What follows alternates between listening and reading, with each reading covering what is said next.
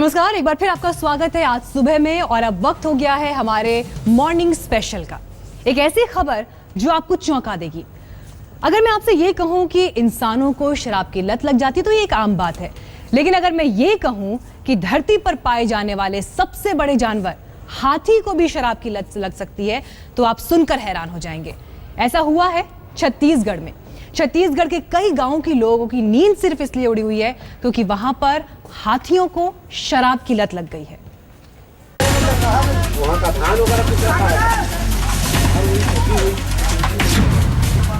घर ढहाता हाथी,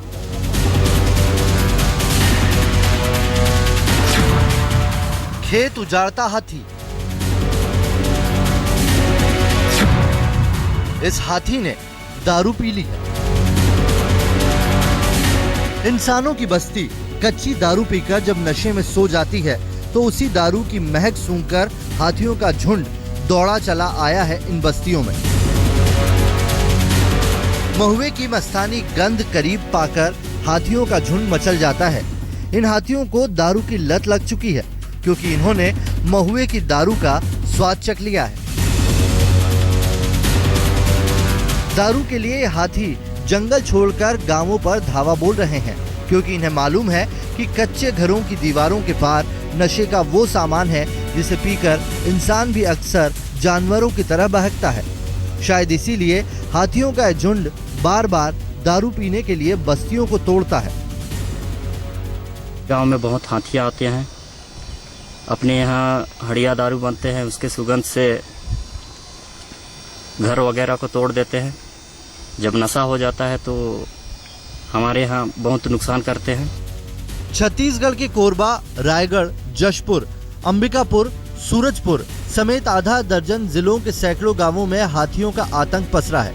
बीते एक हफ्ते में हाथियों के हमले में 5 लोग मारे जा चुके हैं। ये गांव जशपुर के बागीचा इलाके से जुड़े हैं। यहाँ हाथियों का कहर सबसे ज्यादा टूटा है। शराब के नशे में हाथियों ने इस गांव के 2 दर्जन से ज्यादा मकानों को तहस नहस कर दिया। दारू की खोज में घर में रखी हर चीज ये मदहोश हाथी तोड़ डालते हैं और उत्पात के वक्त जो इनकी चपेट में आया उसका कचूमर निकलना तय है।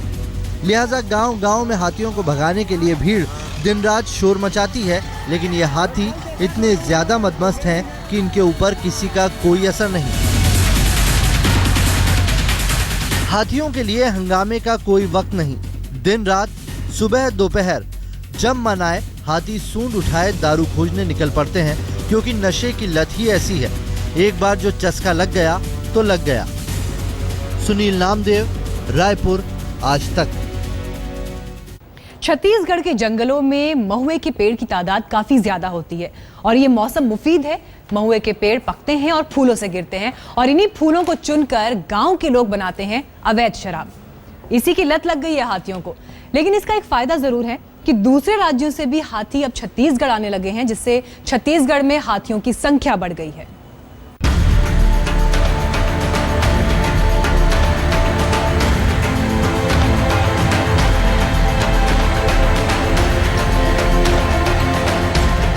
शराब के शौकीन हो गए हाथी। हाथियों को गलत कौन ठहराएगा, क्योंकि शराब हाथियों ने तो नहीं बनाई। छत्तीसगढ़ के जिन गांवों और जंगलों में अवैध तरीके से महुए की शराब बनती है, वहीं पर हाथियों का हल्ला बोल तहलका मचा रहा है।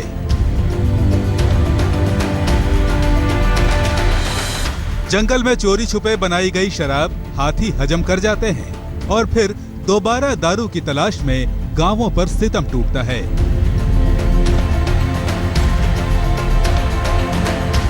छत्तीसगढ़ में बेकाबू मदमस्त गजराज। हमारा अनुभव ऐसा रहा है अभी तक कि हाथियों को शराब बहुत ज़्यादा आकर्षित करती है।